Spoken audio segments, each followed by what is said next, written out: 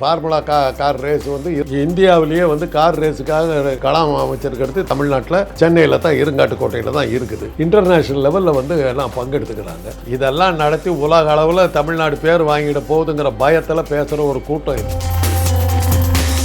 Car race வந்து இது பண்ணுறதுல கார் ரேஸ் மாத்திரம் இல்லைங்க, அந்த மெஷினுடைய எஃபிஷியன்சி, அந்த எக்ஸாஸ்ட் பம்பில் வந்து வெளியே வர்ற காற்று எவ்வளோ தூரத்துக்கு நச்சு புகையை விடுது, காரை வந்து இன்னும் நல்ல முறையில் வந்து பெட்ரோல் சேவிங்ஸுக்கு வேகமாக போனாலும் ஜாக்கிரதையாக போகிறதுக்கு இவ்வளவு லாபங்கள் அந்த ரேஸில் நடக்குதுங்க. இதுக்கு முன்னாடி 60களில் ஒரு கார் ரேஸ் நடந்தது தமிழ்நாட்டில். பல பெண்கள் அதில் கலந்துக்கிட்டாங்க சார். நடிகை சாவித்திரி, ஜெமினி கணேசன் எல்லாரும் கலந்துக்கிட்டாங்க. ரொம்ப ஃபேமஸ் அந்த ரேஸ். அப்போ தான் சென்னையில் இவ்வளோ இடங்கள் இருக்குதுங்கிறது எல்லாத்துக்கும் தெரிஞ்சுது. அந்த ரேஸ் ரொம்ப ஃபேமஸ், ரோட்டில் தான் நடக்கும். கார் ரேஸ் எவ்வளோ இதுனாக்கா உங்கள் கிரிக்கெட்டை போல் பல பங்கு பெரிய விஷயம். உலகம் முழுவதும் நடக்கிற ஒரு விஷயம். ஒன்றுமில்லாத ஒரு கிரிக்கெட்டுக்கு வந்து பல ஆயிரக்கணக்கான கோடி செலவு பண்ணிட்டு இந்த கேட்குறீங்களே இந்த கூட்டம் எதுக்குங்க இது இன்னைக்கு அப்படின்னு. அதெல்லாம் யாருன்னா இந்த கிரிக்கெட் ரசிகர்களாக இருப்பாங்க. கிரிக்கெட்டு மவுஸ் போட்டுன்னு வந்து பேசுவாங்க. மோடி வந்து அந்த ரோட் ஷோ நடத்தின போது நீங்கள் பிளாக் பண்ணீங்களே, அப்போ இந்த கேள்வி கேட்டிருக்கலாம்ல. அந்த ரேஸ் நடத்தக்கூடாதுங்கிற ஆளுங்களை கூட்டுவாங்க. முதல்ல கிரிக்கெட் பேன் பண்ண சொல்லுங்க. தமிழ்நாட்டு பிளேயர்கள் ஆடாத ஒரு கிரிக்கெட்டுக்கு எதுங்க சேப்பாக்கில் ஒரு ஸ்டேடியம்? முதல்ல அதை மூடுங்க.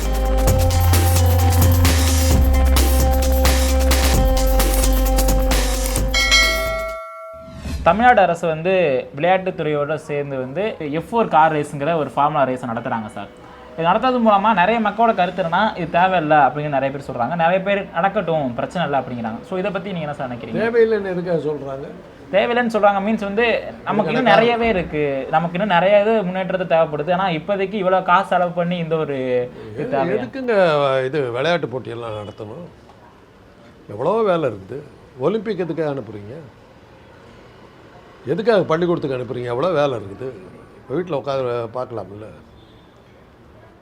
சும்மா இப்போ ஏதாவது ஒன்று செஞ்சாக்கா அவன் பேர் வாங்கிடுவானேங்கிற வைத்தறிச்சலில் பேசுகிறது. ஃபார்முலா கார் ரேஸ் வந்து இருங்காட்டுக்கோட்டையில் இந்தியாவிலேயே வந்து கார் ரேஸுக்காக இது கலாம் அமைச்சருக்கு அடுத்து தமிழ்நாட்டில் சென்னையில் தான் இருங்காட்டுக்கோட்டையில் தான் இருக்குது. இன்டர்நேஷ்னல் லெவலில் வந்து எல்லாம் பங்கெடுத்துக்கிறாங்க. கார் ரேஸ் எவ்வளோ இதுனாக்கா உங்கள் கிரிக்கெட்டை போல் பல பங்கு பெரிய விஷயம். உலகம் முழுவதும் நடக்கிற ஒரு விஷயம். ஒன்றுமில்லாத ஒரு கிரிக்கெட்டுக்கு வந்து பல ஆயிரக்கணக்கான கோடி செலவு பண்ணிட்டு இந்த கேட்குறீங்களே இந்த கூட்டம் எதுக்குங்க இது இன்றைக்கி அப்படின்னு. அதெல்லாம் யாருன்னா இந்த கிரிக்கெட் ரசிகர்களாக இருப்பானுங்க. கிரிக்கெட்டு மவுஸ் போட்டுன்னு வந்து பேசுவானுங்க. கார் ரேஸ் நடந்துக்கிட்டு இருந்ததுங்க. கொரோனா டைமில் தாங்க எல்லாமே நின்றுச்சு. மறுபடியும் இப்போ வந்து இது கிராண்ட் ப்ரீ இந்த மாதிரி எல்லாம் நிறைய இவ்வளோ ரேஸ் இருக்குது. அதில் நம்ம ஆட்கள் அஜித் போன்றவர்கள்லாம் போய் பங்கெடுத்துக்கிட்டாங்க. பைக் ரேஸில் கலந்துக்கிட்டாங்க, கார் ரேஸில் கலந்துக்கிட்டாங்க. உலகம் முழுவதும் நடக்கிற ஒரு ரேஸ். இன்றைக்கி குதிரை பந்தயத்துக்கு போயிட்டு இருந்தால் அது குதிரைகள் தான் அன்றைக்கு காலத்தில் இருந்தது. இன்றைக்கி வந்து கார் வந்ததுக்கு கார் ரேஸ் ஓட்டத்தில் பிளேன் ரேஸ் நடக்குதுங்க, ஆகாய விமான ரேஸ் நடக்குதுங்க.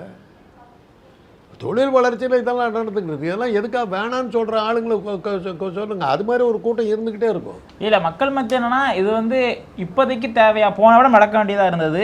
ஆனால் அது வந்து புயல். இப்போ என்ன ஆயிடுச்சு? இப்போதைக்கு தேவையான இப்போ நாடு என்ன ஆகிப்போச்சு? என்ன சோகத்தில் இருக்குது? ஏதாவது பெரிய தலைவர்கள் யாராவது இறந்து போயிட்டாங்களா? உலகமே இளவில் உழுந்துட்டு இருக்குதா? ஏன்னா இப்போதைக்கு தேவையில்லைன்னு இப்போதைக்கு என்ன நடந்துக்குது இது வேணாங்கிறதுக்கு காரணம் சொல்லுங்கள். நடக்கிற ஒரு போட்டி வந்து நம்ம தீவுத்துறையில் ஆரம்பித்து ஒரு 3 கிலோமீட்டர், அதாவது எப்படின்னா மெயின் ரோட்டில் நடக்குது சார். அது சாலை மார்க்கமாக நடக்கக்கூடிய ஒரு போட்டி. இதனால் வந்து ஓமந்தூரார் மருத்துவமனை வந்து அந்த வழியாக இருக்குது. கடந்து வரும்போது ஒரு சில ஏரியாக்கள் அந்த சைடில் இருக்குது. முக்கியமாக பார்க்க போனால் மெரினா கடற்கரை வரும் அந்த நேப்பியர் பிரிட்ஜ் எல்லாம் இருக்குது. இதெல்லாம் வந்து இப்போ ஒன்வேவை மாற்றிட்டாங்க. அந்த போட்டி நடக்கிறனால 2 நாட்கள் நடக்குது. இது இவ்வளோ இருக்கிறனால மக்கள் போக்குவரத்து நெரிசல் ஏற்படும். ஆனால் அன்றைக்கி அதனால் எல்லா மக்களும் அன்றைக்கி செத்து சுண்ணா பாயிட போகிறாங்க. அந்த ரேஸ் முடிஞ்சவொடனே பார்த்தீங்கன்னா தமிழ்நாடு செத்து போய் எல்லோரும் செத்து போய் காலியாகிடும். போச்சு, 2 நாள் போச்சுங்க. தமிழ்நாட்டுடைய முன்னேற்றம் சென்னையே காலி ஒழிஞ்சுது. அவ்வளோதான், அழிந்தது சென்னை. அது அசிங்கமாக பேசணுன்னா என்கிட்ட வர்ற நோயாளிகள் என்ன சில பேஷண்ட்ஸ் வருவாங்க. சார், பொண்ணு வந்து தீட்டில் இருக்கும்போது, மாத விளக்கில் இருக்கும்போது செக்ஸ் வச்சுக்கலாமா சார்? நான் கேட்பேன், ஏயா 28 நாள் அவள் இருக்கா, இந்த 3 நாள் அவளுக்கு லீவ் கொடுக்கக்கூடாதா? அவ்வளோதான்.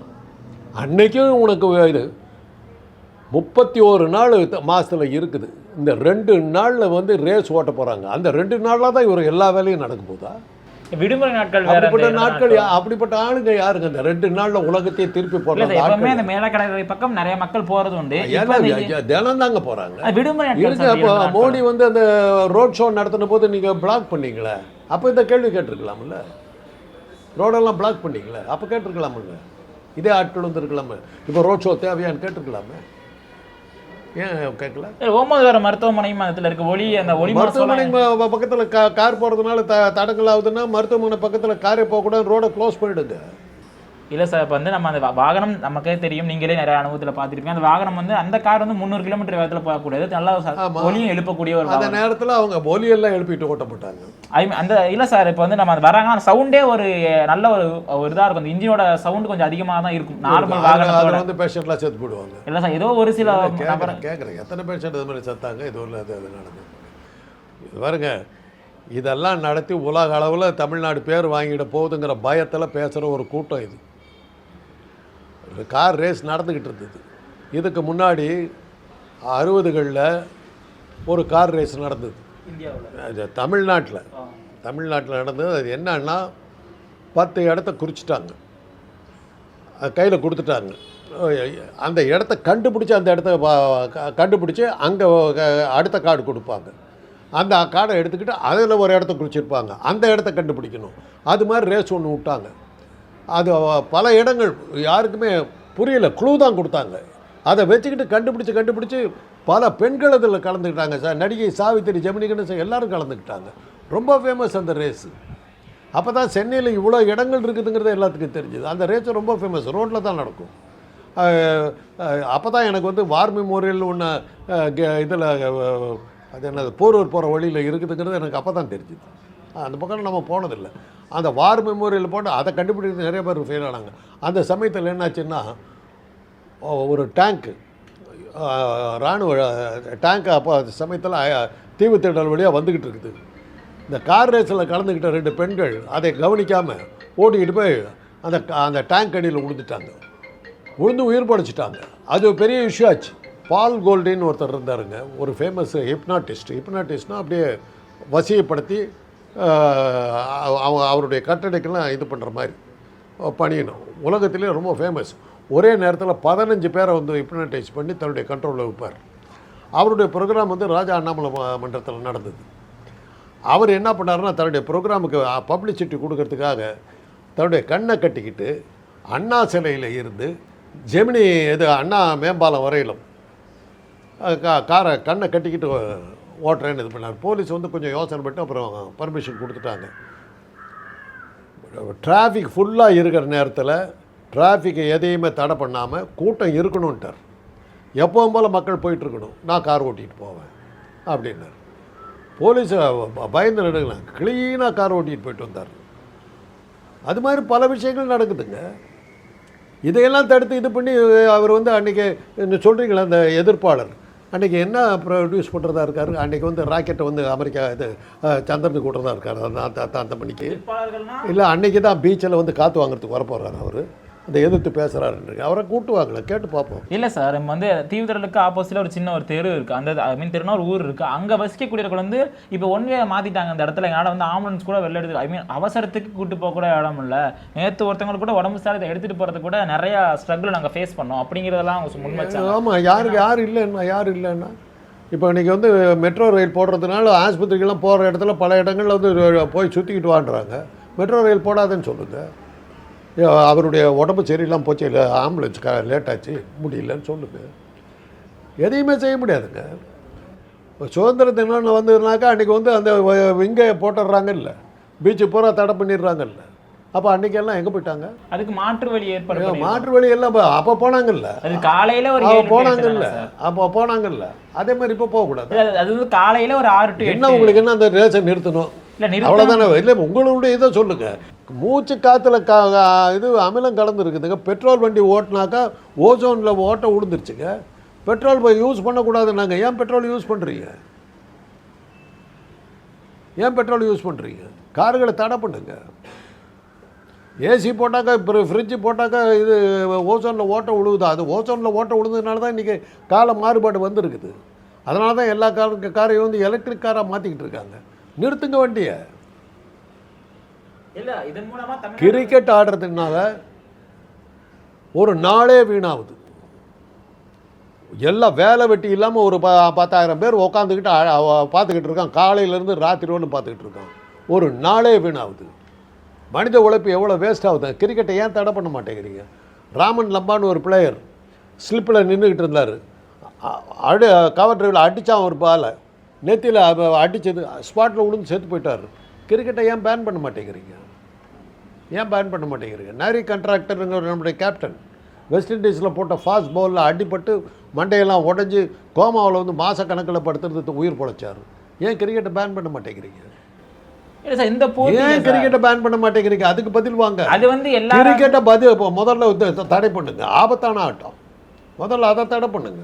அது வந்து இப்போ எல்லாருக்கும் வருவாய் வருது சார். இப்போ இது வந்து இந்த போட்டி நடத்துறதுனால தமிழ்நாடு அரசுக்கு எந்த வருவாயுமே இல்லை. எல்லாத்தையும் வந்து F4 கார் நிறுவனமே எடுத்துக்கிறாங்க. கிரிக்கெட் ஆடுறதுனால தமிழ்நாட்டுக்கு என்ன லாபம்? அது Tamil Nadu cricket board, Tamil Nadu cricket board வந்து காசு கொடுக்குதா நமக்கு? கொடுக்குற சார். ஒரு பிளேயர்ஸை வந்து TNPL மூலமா இது பண்றாங்க. TNPL வந்து நம்ம பிளேயர் தான் இருக்கானா? இந்த ஒரு கிரிக்கெட் பிளேயர் சொல்லுங்களேன், தமிழ்நாட்டில் இருந்து கிரிக்கெட் ஆடுற ஒரு பிளேயர். TNPL தமிழ்நாட்டில் நடந்தா கூட தமிழ்நாட்டு பிளேயர் இருக்கான? அதுல சாய் சுதர்ஷன் யார் இருக்காங்க?